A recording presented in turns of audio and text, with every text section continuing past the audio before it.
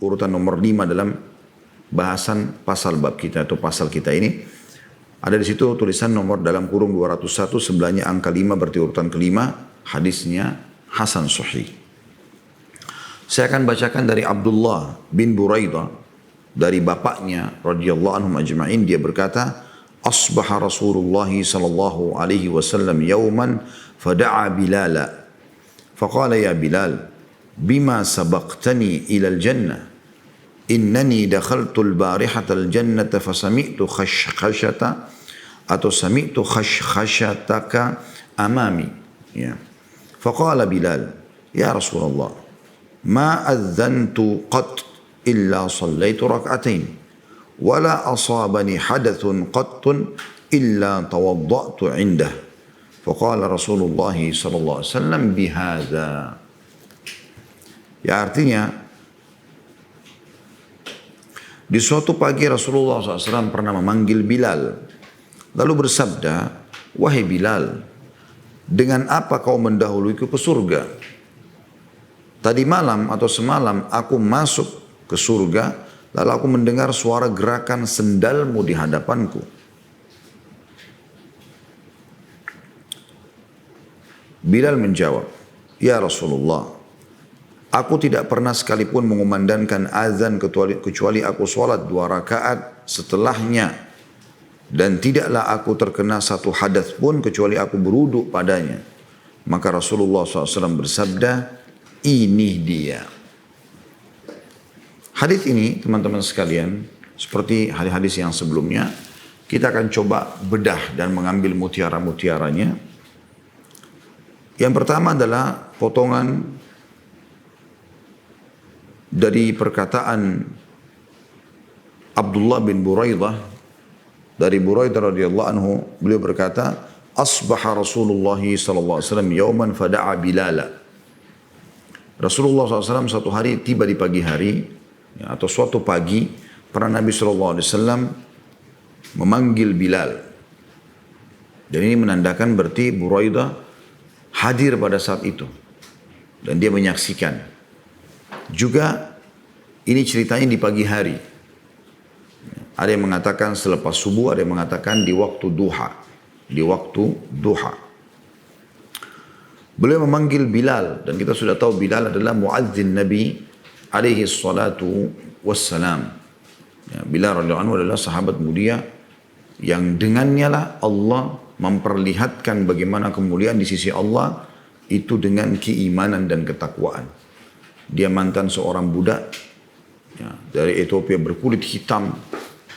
Tapi beliau radhiyallahu anhu pada saat masuk Islam dimuliakan oleh Allah Subhanahu wa taala, bahkan menikah dengan salah satu wanita Quraisy. Ya. Dan Nabi SAW angkat karena suaranya sangat indah untuk menjadi muadzin beliau. Potongan yang kedua, faqala ya Bilal bima sabaqtani ilal jannah. Wahai Bilal, perbuatan apa yang kau lakukan sampai kau bisa mendahului aku di surga? Ini sedikit kita berikan penjelasan. Di sini bukan berarti Bilal lebih dulu masuk surga daripada Nabi SAW. Tetapi Nabi SAW dimudahkan oleh Allah Subhanahu Wa Taala untuk mendatangi surga dengan cara Allah Subhanahu Wa Taala tentunya semasa hidup beliau di dunia. Dan Nabi SAW satu hari pernah masuk dalam surga, kuasa Allah Subhanahu Wa Taala, entah bagaimana mekanismenya. Lalu Nabi SAW mendengar suara sendalnya Bilal di depan Nabi SAW. Jadi yang dimaksud di sini adalah Nabi SAW menjelaskan, Bilal, aku masuk surga, tapi kau juga masuk surga. Tapi langkahmu aku lihat di depanku, gitu kan? Ini bukan berarti sekali lagi Bilal lebih baik daripada Nabi SAW. Tapi Nabi SAW diperlihatkan oleh Allah Subhanahu, diperdengarkan oleh Allah Subhanahu wa taala tentang suara sendalnya Bilal. Dan ini juga menandakan teman-teman sekalian, ada sendal khusus yang dipakai biasanya oleh Bilal, gitu kan? Karena tidak semua sendal bisa mengeluarkan suara. Di sini Nabi SAW menggambarkan tentang sendalnya Bilal, suaranya. Dan biasanya ini dipakai khusus untuk wudu ya. Dibuat dari kayu dan sampai sekarang juga masih sering dipakai. Kayu yang agak tebal dan sedikit ada karet yang mengikat jari-jari kaki. Sehingga kalau jalan itu mengeluarkan suara.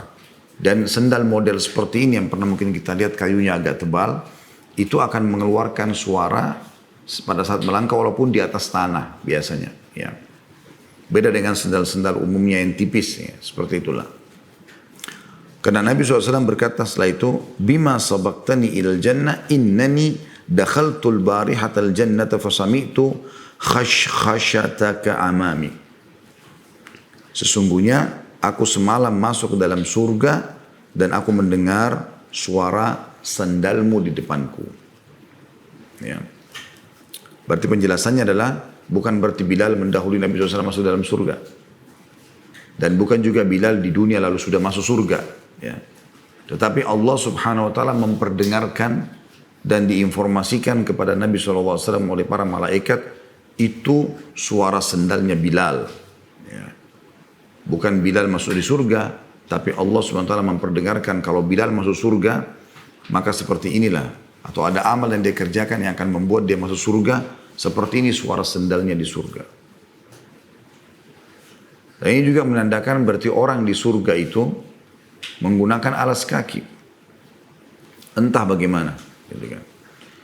Dan pelajaran yang ketiga yang kita ambil adalah Innani dakhaltul barihatal jannah. Sesungguhnya semalam aku masuk ke dalam surga. Ini juga butuh dirincikan. Bagaimana mempertemukan antara sabda Nabi SAW ini, ya, sesungguhnya aku semalam masuk ke dalam surga dengan sabda beliau, aku akan mengetuk pintu surga pertama kali di hari kiamat nanti, dan penjaga surga akan berkata, siapa engkau? Aku mengatakan Muhammad, maka dikatakan tidak akan dibuka pintu surga, aku tidak diizinkan membuka pintu surga kecuali untukmu pertama kali. Hadis ini menjelaskan Nabi SAW masuk ke dalam surga. Hadis yang satu lagi menjelaskan nanti di hari kiamat baru Nabi SAW mengetuk pintu surga, baru dia masuk pertama kali. Atau manusia pertama kali masuk surga. Maka di sini ulama merincikan dan menjelaskan yang dimaksud adalah Nabi SAW pada saat ya, di dunia, beliau ya, dengan hikmah Allah Subhanahu Wa Taala dibuat bermimpi masuk ke dalam surga. Dan mimpi itu nyata.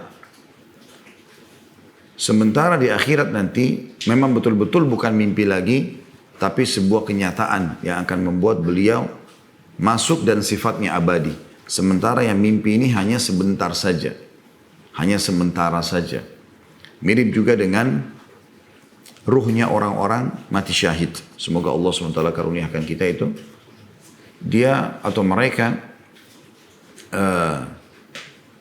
pada saat masuk ke dalam atau pada saat mereka meninggal dunia, mereka sudah bisa berterbangan ya di sekeliling surga. Mereka sudah mulai menikmati sekelilingnya, tapi memang belum menetap di dalamnya. Seperti itulah maknanya. Potongan selanjutnya yang keempat adalah faqala Bilal ya Rasulullah ma adzantu qattun illa sallaitu rak'atain. Wahai utusan Allah, aku tidak pernah azan kecuali aku sholat setelahnya. Artinya setelah azan aku selalu ikutkan sholat qobliyah wajib itu. Karena Bilal radhiyallahu anhu azan umumnya untuk sholat 5 waktu. Maka beliau selalu setiap kali selesai azan langsung sholat qobliyah. Nah. Bisa juga bermakna lebih global, yaitu aku mengerjakan semua jenis sholat yang Allah mudahkan. Apakah itu sholat sunnah wudu, apakah itu sholat ya, qobliyah, apakah itu tahiyat masjid, apakah itu taubat.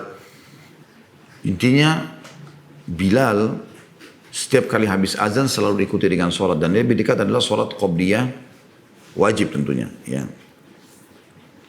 Kemudian potongan selanjutnya, wala asabani hadathun qattun illa tawadda'tu indah. Dan aku tidak pernah sama sekali kena hadath, ya. atau batal wudu kecuali aku selalu wudu langsung setelahnya. Dan ini yang jadi saksi bahasan kita. Jadi salah satu yang membuat Bilal terdengar suara kakinya di surga atau sendalnya di surga oleh Nabi SAW itu karena dia setiap kali batal wudu, wudu lagi. Setiap kali batal wudu, wudu lagi. Selalu begitu. Selalu begitu. Ya. Dalam riwayat lain yang mirip dengan ini, waktu Bilal ditanya radhiyallahu anhu oleh Nabi SAW, apa yang kau lakukan sampai langkah kakimu mendahului langkah kakiku di surga? Maka kata Bilal, aku tidak pernah bersuci kecuali aku ikutkan sholat 2 rakaat setelahnya. Yang sampai akhirnya ulama menyusun atau menyebutkan dengan sholat sunnah wudu. Setiap kali habis wudu selalu sholat 2 rakaat. Jadi kalau kita gabungkan 2 riwayat ini adalah, kalau riwayat yang sekarang kita bahas di dalam buku kita, setiap kali habis azan beliau sholat langsung qobliyah. Ya. Atau bisa jadi juga sholat-sholat yang lain. Bisa juga kalau kita hubungkan dengan hadis yang kedua adalah sholat wudu itu sendiri. Jadi Bilal kalau pas habis wudu beliau azan untuk sholat. Habis itu beliau sholat. Bisa bermakna sholatnya adalah sholat wudu tadi. Bisa juga bermakna sholat qabliyah yang beliau kerjakan. Lalu Nabi SAW dalam perbuatan hadis berkata atau bersabda, bihada. Beginilah atau inilah sebabnya. Artinya perbuatan ini yang luar biasa yang akhirnya membuat aku bisa diperdengarkan oleh Allah SWT langkah kakimu di surga. Dan hadis ini juga kita tutup teman-teman sekalian dengan penyebutan tentang keutamaan Bilal radhiyallahu anhu. Bagaimana Bilal radhiyallahu anhu di sini berijtihad, berusaha agar setiap kali batal wudu lagi, masuk dalam bab kita tadi memperbaharui wudu, dan sebagaimana hadis sebelumnya Nabi SAW memotivasi agar kalau tidak beratkan umatnya, ya, agar berwudu setiap kali mau sholat walaupun sudah punya wudu. Ini keutamaan yang luar biasa. Beliau berijtihad setiap kali habis ya, wudu atau mau sholat, beliau selalu wudu lagi, perbarui wudu. Dan juga Bilal radhiyallahu anhu adalah orang yang selalu setiap azan langsung sholat qobliyah. Ya. Maka Nabi SAW mengatakan kalau begitu benar karena ini. Jadi bukan berarti Nabi SAW belum mengerjakannya. Dan bukan berarti Bilal lebih pintar dari Nabi SAW, bukan. Tapi Nabi SAW mengatakan seperti ini memang yang harus disampaikan kepada umat. Mirip dengan sabda Nabi SAW pada saat menjelaskan tentang sahabat Nabi yang mulia, atau beberapa orang sahabat ya, yang memiliki keterampilan dalam perang misalnya. Maka Nabi SAW mengatakan, begitulah, bagaimana kau berperang? Saya begini ya Rasulullah. Kalau musuh masih jauh saya lepaskan panah. Kalau sudah terjangkau sudah lebih dekat, saya lempar dengan tombak. Kalau sudah lebih dekat, saya hadapi dengan pedang. Kata Nabi SAW, beginilah perang yang sebenarnya. Bukan berarti Nabi SAW tidak tahu. Nabi tahu, tapi Nabi ingin sampaikan kepada umat. Jadi jangan sampai Anda di sini salah dalam memahami seakan-akan, oh kalau gitu Nabi belum tahu sebelumnya sholat sunnah wudu, gitu kan. Enggak, bukan itu. Nabi SAW sudah tahu masalah itu. Tapi beliau ingin mengatakan seperti inilah yang harus disampaikan kepada umat. Ya. Mirip juga dengan hadis ya, yang berbunyi tentang masalah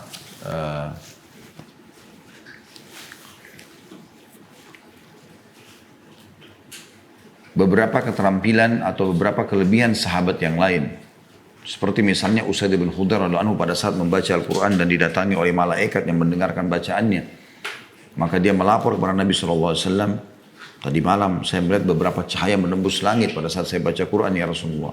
Kata Nabi SAW, wahai Usaid, kalau kau lanjutkan bacaanmu, maka otomatis penduduk Madinah akan melihat malaikat yang mendengarkan bacaanmu. Apakah di sini pertanyaannya, kalau Nabi SAW membaca Quran tidak datangi oleh malaikat, tentu Nabi lebih layak, gitu kan? Seperti itulah. Karena pernah saya dengar seperti syubhat yang disampaikan oleh sebagian orang yang mengatakan, ya, sholat duha, Nabi kan perintahkan. Lalu dia tanya lagi, apakah Nabi kerjakan? Jadi seakan-akan kalau Nabi ucapkan itu, belum tentu Nabi kerjakan. Enggak. Kita harusnya bersangka baik. Kalau Nabi SAW tidak menyampaikan kecuali beliau tentunya sudah ya